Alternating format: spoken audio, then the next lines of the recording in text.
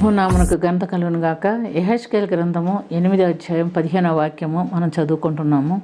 అప్పుడు ఆయన, నరపుత్రుడా, ఇది చూచితివి గాని నువ్వు తిరిగి చూచిన ఎడల వీటిని మించిన హేయకృత్యములు చూతువు అని నాతో చెప్పాను. ప్రియమైనటువంటి దేవునిలారా, ఇశ్రాయేలు జనాంగము దేవుని పరిశుద్ధాలయంలో చేయించినటువంటి హేయకృత్యములను గురించి దేవుడైన యెహోవా ప్రవక్త అయినటువంటి యెహెజ్కేలుని తన జుట్టు పట్టుకొని తీసుకొని ఆకాశానికి భూమికి మధ్యలో తీసుకొని వెళ్ళి దేవుని పరిశుద్ధాలయంలో దింబి అక్కడ జరుగుతున్న కార్యాలను చూపిస్తున్నట్టుగా మనం ఈ అధ్యాయంలో గమనిస్తున్నాం.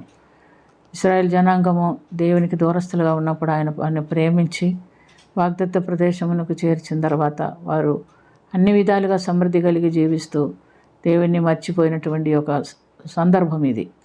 ఎందుకంటే దేవుని పరిశుద్ధ ఆలయము దేవుడు కోరుకొని యెరూషలేములో రాజైనటువంటి సొలొమోను చేత నిర్మించినట్టుగా మనం చూస్తున్నాం. ఆ నిర్మించినటువంటి ఆ యొక్క ఆలయంలో ప్రార్థన చేసినప్పుడు దేవుడు తన మహిమను అందులో దింపినట్టుగా మనం గమనిస్తున్నాం. 2వ దినవృత్తాంత గ్రంథం 5వ అధ్యాయం 14వ వాక్యములో, అప్పుడు ఒక మేఘము దేవుని మందిరము నిండుకొనగా యెహోవా తేజస్సు దేవుని మందిరము నిండుకొనెను. అందుని బట్టి యాజకులు పరిచర్య చేసేవారు అక్కడ ఉండలేక బయటికి వచ్చేసారని చూస్తున్నాం. ఈ విధముగా మహిమోన్నతుడైనటువంటి దేవుడు వారి మధ్య నివాసం చేయటానికి ఇష్టపడ్డాడు. ఆ మందిరంలో ఆయన నివసించాడు. అయితే ప్రియమైనటువంటి దేవునిలారా, కాలక్రమేణా వారు ఆశీర్వదించబడే కొలది దేవుని మర్చిపోయారు. దేవుని మర్చిపోయి దేవుని విసర్జించుటే కాక దేవుని మందిరంలోనే వారు విగ్రహంలోను పెట్టించి దేవునికి అయిష్టమైన కార్యాలు చేయించున్నట్టుగా ఇక్కడ ప్రవక్త ద్వారా దేవుడు ఆత్మావశుడై ఆ ప్రవక్త ఆయా ప్రదేశంలోనికి వెళ్ళి ఆ కార్యాలు చూసి పరిశుద్ధ గ్రంథంలో రాసినట్లుగా మనం చూస్తున్నాం. మనకు మన దేహమే దేవుడు ఆలయంగా ఇచ్చి ఉన్నాడు. మనం ఈ లోకంలో జీవిస్తున్నాము. ఎవరైతే ఆయన అంగీకరిస్తారో వారికి అందరికీ ఆయన పిల్లల ఒట్టుకు ఆయన అధికారం ఇచ్చి ఉన్నాడు. ఈ దేహం అనే దేవాలయంలో ఆయన నివసించడానికి ఇష్టపడుతున్నాడు.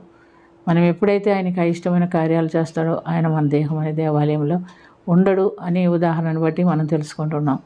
అయితే మనం దేవుని ఆలయంలో ప్రభుని చేర్చుకోవాలంటే ఆత్మఫలం కలిగిన వారై, కృపావరములు కలిగిన వారై, ఆత్మతో నింపబడిన వారై జీవిస్తే పరిశుద్ధాత్ముడు మనతో కూడా ఉండే ఈ దేహం దేవునికి ఆలయంగా ఉంటుందని మనం గమనించుకోవాలి. అయితే ప్రియమైనటువంటి దేవునిలారా, ఎంతోమంది ఈ విషయం మర్చిపోయి దేవుడు మనకిచ్చినటువంటి శరీరంతో వారికి ఇష్టమైన జీవితం జీవిస్తున్నారు. వారికి ఇష్టమైన జీవితం జీవిస్తే ఈ శరీరం ఆఖరికి నిత్య నరకాగ్నికే వారసం అవుతుందని గుర్తుంచుకోవాలి.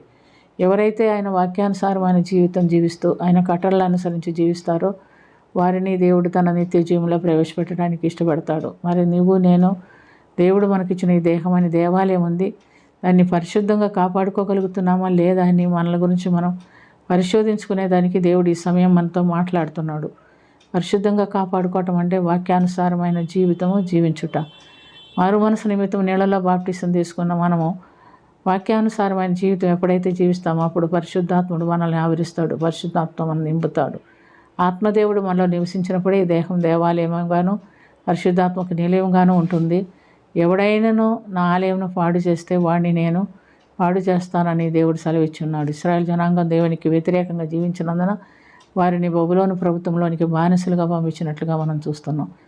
అలాంటి దౌర్భాగ్యపు స్థితి మనకు కలగకుండా మనం దేవుణ్ణి ఆరాధిస్తూ మహిమపరుస్తూ మన దేహం అనే దేవాలయం ఆయనకి పరిశుద్ధాత్మక నిలయంగా మార్చుకొని ఈ లోకంలో జీవించాలని ప్రభు కోరుకుంటున్నాడు. అటు ధన్యత కలిగిన జీవితము మనం కూడా కలిగి ఉండినట్లుగా ప్రార్థన చేసుకుందాం.